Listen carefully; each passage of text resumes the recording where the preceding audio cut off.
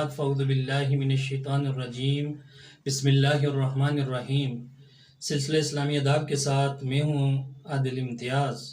नाज़रीन, आज हम सोने के आदाब बयान करेंगे कि रात को सोना और ये नींद करना, ये नींद भी अल्लाह रब्बुल इज़्ज़त की एक बहुत बड़ी नेमत है।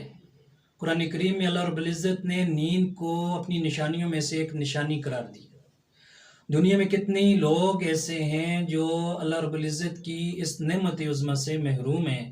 हमें हर हाल में अल्लाह रब्बुल इज़्ज़त का शुक्र बजा लाना चाहिए और अल्लाह रब्बुल इज़्ज़त का शुक्र अदा करने का सबसे बेहतरीन तरीका यह है कि हम अल्लाह रब्बुल इज़्ज़त के इस हुक्म को नबी करीम सल्लल्लाहु अलैहि वसल्लम के मुबारक तरीके के मुताबिक पूरा करें। अब जब नबी सल्लल्लाहु अलैहि वसल्लम के तरीके के मुताबिक हमारा ये अमल होगा तो ये आम अमल भी इबादत बन जाएगा। हमारी आज की इस वीडियो में आप नबी करीम सल्लल्लाहु अलैहि वसल्लम के रात को सोने के मामूलात के बारे में मुलाहिज़ा फरमाएंगे। नबी करीम सल्लल्लाहु अलैहि वसल्लम इशा की नमाज के बाद जल्दी सो जाया करते थे। नबी सल्लल्लाहु अलैहि वसल्लम का ये मामूल होता था कि आप सल्लल्लाहु अलैहि वसल्लम इशा की नमाज पढ़ने के फ़ौरन बाद चहलकदमी फरमाते और उसके बाद जल्दी सो जाया करते थे।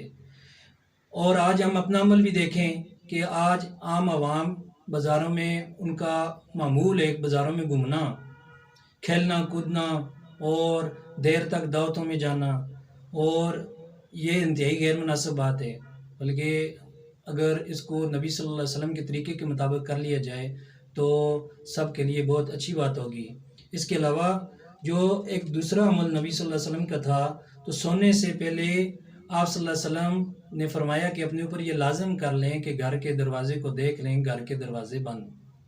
अब हम देख लें शहरों में या वैसे जिधर चोरियों का मसला होता है, अगर नबी सल्लल्लाहु अलैहि वसल्लम की इस मुबारक सुन्नत पर हम अमल कर लेंगे तो इस चीज़ से हम बच सकते हैं। इसी तरह नबी करीम सल्लल्लाहु अलैहि वसल्लम का एक अमल है, आप सल्लल्लाहु अलैहि वसल्लम ने फरमाया कि रात को सोने से पहले चिराग को उंडेल दिया करो। अब चिराग बजाने के हवाले से आजकल के लिहाज से अगर आप ये बात देखें तो उसका आप इस तरह समझें कि घर की जितनी भी लाइट्स हैं उनको हमने बंद कर देना। उसके अलावा हम देखें सर्दियों में जिस तरह हीटर इस्तेमाल होते हैं उनको बंद कर दिए जाए। और अगर इस पर अमल नहीं होता, जहाँ पर इस पर अमल नहीं होता, तो आपने देखा होगा सर्दियों में ज़्यादातर सर्दियों वाले इलाकों में जहाँ पर गैस लीकेज की वजह से कितने लोग जान से हाथ धो बैठते हैं। और इसी तरह इसी अमल को देखते हुए आप देखें कि जब रात के वक्त लाइट बंद नहीं की जाती तो कितने ही लोग ऐसे हैं जो शॉर्ट सर्किट की वजह से अपना सब कुछ बर्बाद कर चुके। अगर नबी करीम सल्लल्लाहु अलैहि वसल्लम के इस मुबारक सुन्नत पर हम अमल करें तो कितने नुकसान से हम बच सकते हैं। इसी तरह नबी करीम सल्लल्लाहु अलैहि वसल्लम का अमल था, नबी सल्लम ने फरमाया कि बावर्ची खाने में खाने पीने का कोई भी बर्तन अगर खुला हो तो उसको ढांक लेना चाहिए। इसी तरह नबी सल्लल्लाहु अलैहि वसल्लम का अमल है कि आप सल्लल्लाहु अलैहि वसल्लम हमेशा सोने से पहले कपड़े तब्दील करके सोया करते थे। आप सल्लल्लाहु अलैहि वसल्लम का ये हमेशा मामूल रहा है। इसी तरह सोने से पहले बैतुल खला से फ़ारिग हो जाएं फिर सोएं। इसके अलावा सोने से पहले वज़ू के एहतमाम कर लें, और आप सल्लल्लाहु अलैहि वसल्लम का ये अमल हमेशा ये मामूल रहा है कि आप सल्लल्लाहु अलैहि वसल्लम हमेशा बवज़ू रहा करते थे। इसके बाद नबी सल्लल्लाहु अलैहि वसल्लम का एक अमल ये भी था कि आप सल्लल्लाहु अलैहि वसल्लम सोने से पहले अपने बालों में कंघी कर दिया करते। इसके बाद आप सल्लल्लाहु अलैहि वसल्लम का सोने से पहले एक अमल ये भी था कि आप सल्लल्लाहु अलैहि वसल्लम अपनी आँखों में सुरमा लगाया करते थे। और आप सल्लल्लाहु अलैहि वसल्लम ने एक और अदब जो हमें बताया वो ये कि सोने से पहले हमेशा अपने बिस्तर, लहाफ या कंबल या चादर जो भी है उसको हम झाड़ कर सोएं। इसी तरह आप सल्लल्लाहु अलैहि वसल्लम के ये मामूल रहा है कि आप सल्लल्लाहु अलैहि वसल्लम हमेशा अपने सराहने पानी रखा करते थे। इसके बाद आप सल्लल्लाहु अलैहि वसल्लम कुछ वज़ाइफ फरमाया करते थे सोने से पहले कि आप सल्लल्लाहु अलैहि वसल्लम हमेशा आयतुल कुर्सी, सूरह मुल्क, सूरह अलिफ लाम मीम सजदा पढ़ा करते थे। आप सल्लल्लाहु अलैहि वसल्लम का हमेशा मामूल रहा है। इसके अलावा आप सल्लल्लाहु अलैहि वसल्लम सोने से पहले इस्तिग़फ़ार फरमाया करते थे। और इसके अलावा नबी सल्लल्लाहु अलैहि वसल्लम का जो सोने का जो तरीका था उस पर हम सबको अमल करना चाहिए। आज हम देख लें कि हम जिस तरह मर्ज़ी हम सोते हैं, जिस तरह हमारा दिल करते हैं हम सोते हैं, तो ऐसी बात मुनासिब नहीं। ہمیں اپنے پیارے آقا حضرت محمد مصطفیٰ صلی اللہ علیہ وسلم کی سنت کو سیکھ کر اس پر عمل کرتے ہوئے اور اس کے مطابق ہمیں سونا چاہیے۔ نبی کریم صلی اللہ علیہ وسلم کا سنت طریقہ یہ ہے کہ آپ صلی اللہ علیہ وسلم دائیں کروٹ پر سویا کرتے تھے، اور ایسے سوتے تھے کہ آپ صلی اللہ علیہ وسلم کا سیدھے ہاتھ کی ہتھیلی آپ صلی اللہ علیہ وسلم کے دائیں رخسار کے نیچے ہوتی تھی، اور آپ صلی اللہ علیہ وسلم کا جو الٹا ہاتھ ہوتا تھا وہ بائیں ران کے اوپر سیدھا ہوتا تھا، اور دونوں پاؤں ذرا پیچھے کی جانب سرکے ہوئے ہوتے تھے، اور آپ صلی اللہ علیہ وسلم اس طریقے کے مطابق سویا کرتے تھے۔ اس کے بعد نبی کریم صلی اللہ علیہ وسلم سونے کی یہ دعا پڑھا کرتے تھے، اللہم بسمک اموت و احیا۔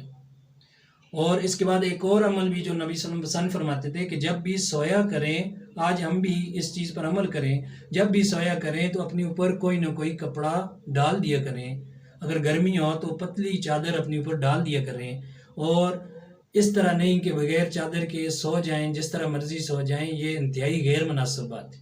ہمیں اس بات کا خیال رکھتے ہوئے نبی کریم صلی اللہ علیہ وسلم کی اس سنت پر عمل کرتے ہوئے اپنے اوپر کچھ نہ کوئی کپڑا ڈال دینا چاہیے۔ اس کے بعد بعض باتیں ایسی ہیں جو سوتے وقت ان سے بچنا چاہیے۔ ان میں سے پہلی بات یہ کہ کھانا کھانے کے فوراً بعد نہیں سونا چاہیے، کھانا ہضم کیے بغیر نہ سوئیں، کچھ چہل قدمی کر لیں اور اس کے بعد سو جائیں تاکہ کھانا صحیح طریقے سے ہضم ہو جائے۔ اس کے بعد ایک اور بات جو نبی صلی اللہ علیہ وسلم کو انتہائی سخت ناپسند تھی وہ یہ تھی کہ پیٹ کے بل سویا جائے۔ پیٹ کے بل سونے سے نبی صلی اللہ علیہ وسلم نے ہمیشہ منع فرمایا۔ اور اس کے بعد آپ صلی اللہ علیہ وسلم اس بات کو پسند کرتے تھے کہ سوتے ہوئے ایسا لباس انسان پہنے جس سے کم از کم اس کا سطر ڈھانپا ہو۔ بعض لوگ قمیض اتار کر عام لوگوں میں گھوم پھر رہے ہوتے ہیں، یہ انتہائی غیر مناسب بات ہے۔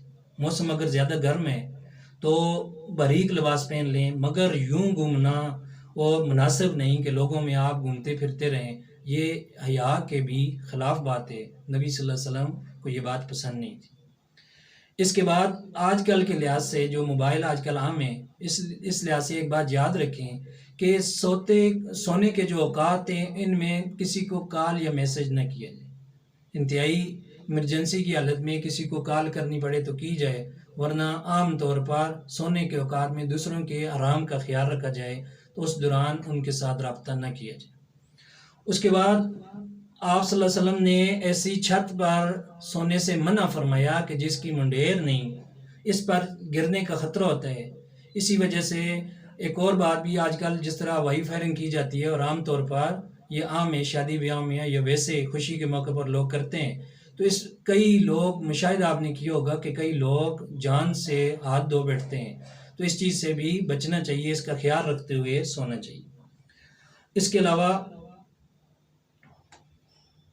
اگر ہم نبی کریم صلی اللہ علیہ وسلم کے ان آداب کے اوپر عمل کریں گے تو اللہ رب العزت کی رضا بھی ہمیں حاصل ہوگی، اور یہ سونے کا عمل جو ہے وہ عبادت بن جائے گا۔